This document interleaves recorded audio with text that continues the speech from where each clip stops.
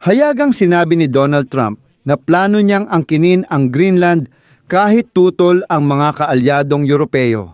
At kung dati ay hindi batid ng mga pamahalaang Europeo ang seryosong banta ni Donald Trump na sakupin ang Greenland, ngayon ay nauunawaan na nila ito at desperadong naghahanap ng paraan para siya'y mapigilan. Direkta nang sinabi ng European Union na dapat maging handa ang Europa kahit sa direktang sagupaan militar para mapanatili ang kontrol sa isla. Aminado ang nasa Brussels na agresibo si Trump at maaaring gumawa ng anumang hakbang. Bagaman iminungkahi ng kagawaran ng Estado na bilhin ang isla mula sa Europa, hindi isinasantabi ni Trump ang marahas na pagsakop kung tatanggihan ito. Kaya naman naghahanda na ang mga opisyal ng Europa na magpadala ng mga tropa sa isla, habang sabay ding naghahanda ng mga ekonomikong insentibo para sa Greenland. Ito ang mainit na paksang tatalakayin natin ngayon. Ako si Alexi Pechi. Sabay-sabay nating pag-usapan ito. Bago magsimula, paki-subscribe sa channel, mag-like, mag-komento sa episode na ito, at mag-subscribe din sa Telegram channel kong Pechi News. Ang link ay nasa video description. Doon kami naglalathala ng mabilis na balita. Kaya, opisyal na inanunsyo ni kalihim ng Estado ng Amerika na si Marco Rubio na balak niyang talakayin kasama ang mga opisyal ng Denmark ang usapin ng pagbili ng Greenland ng Estados Unidos sa susunod na linggo. Ayon sa White House, mas nais ni Trump bilhin ang teritoryo, ngunit handa rin siyang magpadala ng sundalo kung hindi papayag ang Denmark. Sa gitna ng tumitinding diplomatikong pagsisikap sa Europa, sinabi ni Ministro ng Ugnayang Panlabas ng Pransya Jean-Noel Borrell na tinalakay nila ng mga kasamahan mula Alemanya at Polonya ang isang pinagsamang tugon sa mga banta ni Trump. Narito ang pahayag ni Borrell. Nakasalalay dito ang tanong kung paano palalakasin ang Europa, ang European Union, upang maiwasan ang mga banta at paglabag sa kanilang seguridad at interes. Hindi ipinagbibili ang Greenland at hindi ito maaaring sakupin, kaya dapat nang itigil ang mga banta. At ayon sa isinulat ng publikasyong politiko, nakabuo ang Europa ng 4 na opsyon kung paano tutugon sa mga banta ni Trump. At isa sa mga opsyon ay ang pagsasagawa ng kampanyang militar para protektahan ang isla laban sa mga Amerikano. Kaya, ang unang opsyon ay maghahanap ng kompromiso. Ipinahayag ni Donald Trump na napakahalaga ng Greenland para sa seguridad ng Estados Unidos. At inakusahan niya ang Denmark na hindi sapat ang ginagawa nito para protektahan ang isla laban sa lumalaking aktibidad militar ng China at Rusya sa Arctic. Ang pagresolba ng hindi pagkakaunawaan sa pamamagitan ng negosasyon kung saan makakakuha si Donald Trump ng isang bagay na maaari niyang ipakita bilang tagumpay at magbibigay daan sa Denmark at Greenland na mapanatili ang kanilang dangal ay marahil ang pinakamabilis na paraan upang malutas ang mahirap na sitwasyon. Sa Europa, naaalala nila ang digmaan ng Turkey at Greece at ang papel ng NATO bilang tagapamagitan. Sinasabi nilang pwedeng gawin din ito kay Donald Trump. Ngayon, hayaan nating magpadala ang NATO ng kanilang mga tropa, maging tagapamagitan at tumulong sa Denmark at Estados Unidos na makabuo ng isang kasunduan. Diretsahan nilang sinasabi sa Estados Unidos na hindi nila itinuturing na sapat ang proteksyon ng Greenland. At ngayon, ang kinatawan ng Estados Unidos sa NATO na si Matthew Whitaker ay naghayag at sinipiko habang natutunaw ang yelo at nagbubukas ang mga ruta sa Arctic at malayong hilaga, nagiging napakalaking banta sa seguridad ng mainland ng Estados Unidos ng Amerika ang Greenland. Iminungkahi ng NATO na pag-aralan ang mas mabilis na paggastos sa depensa at dagdagan ang military exercises sa Arctic. Paglalagay ng tropa para sa seguridad ng Greenland at, kung kailangan, pakalmahin ang Estados Unidos.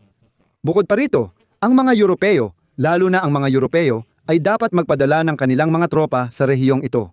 Doon, halos gumawa ng Arctic Shield o Arctic Guard, gaya ng ginawa, halimbawa, sa Baltic Sea, ibig sabihin ay akuin ang seguridad ng Greenland at mga kalapit na tubig. Ang isa pang opsyon ay bigyan ng malaking halaga ang Greenland para tutulan ng mga tao ang plano ni Trump at suportahan ng administrasyon niya ang kilusan para sa kalayaan ng Greenland. Hindi naman ito ganoon kalaki sa isla, pero gayon pa man, mayroon pa rin nito. At ang punto ng argumento ng White House ay kung lalabas ang Greenland mula sa kaharian ng Denmark at pipirma ng kasunduan sa United States, babahain ito ng napakaraming pera mula sa Amerika. Tinutangkang kumbinsihin ng European Union ng Denmark ang mga taga-Greenland na mas maganda ang alok nilang kondisyon. At ayon sa draft na panukala ng European Commission, balak ng Brussels na higit doblehin ang kanilang gastusin para sa Greenland simula 2028. Bakit nga ba simula sa 28? Ipaliwanag ko agad. Karaniwang pinaplano ang budget ng European Union para sa 7 taon at matatapos ang kasalukuyang budget sa 2027. At, syempre, sa susunod na pakete ay ilalaan na ang mga perang ito. Ibig sabihin, ganito lang talaga nakaayos ang sistema ng pagpopondo ng European Union.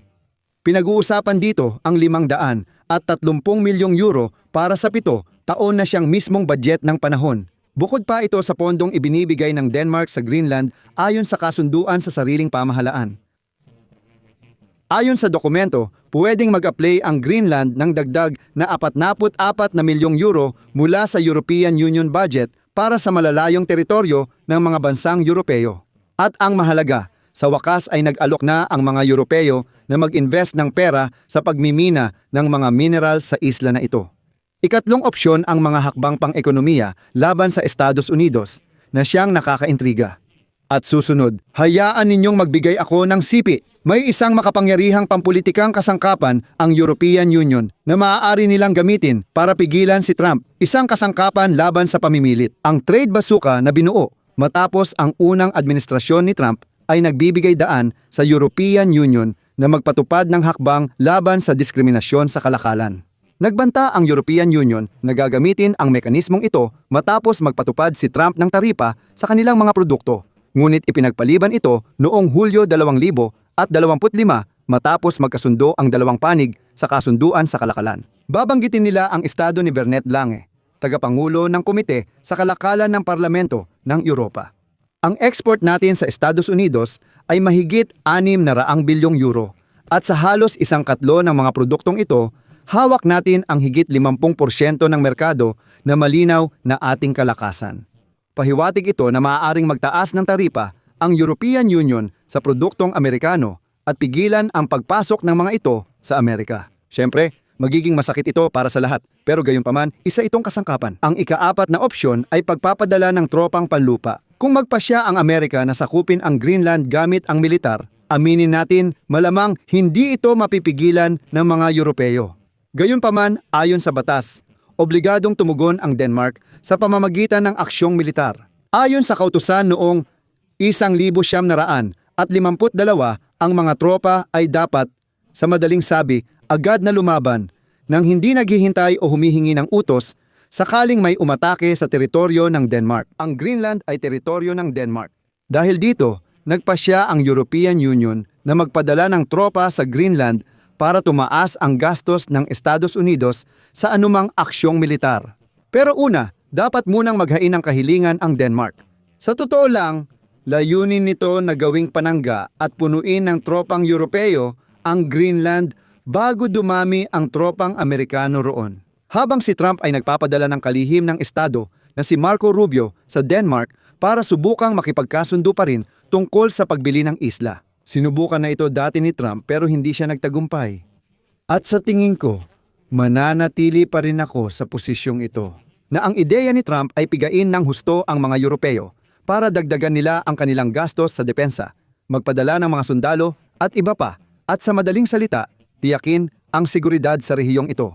Dito ako maglalagay ng tutuldok. Ilagay ang opinyon at konklusyon ninyo sa comments, mag-subscribe, pindutin ang kampanilya at i-like kung naging interesante at kapaki-pakinabang ang episode na ito. Maaari ninyong suportahan ang trabaho ng YouTube channel na ito sa pamamagitan ng kahit anong donasyon. Narito ang QR code sa inyong mga screen o sa pamamagitan ng mga link. Sa description ng video, nakalagay na suportahan ang channel ni Alexi Pichi gamit ang format na komportable sa inyo. Magpapasalamat ako sa kahit anong suporta ninyo. Hanggang dito na lang, ingatan ninyo ang inyong sarili. Paalam sa lahat.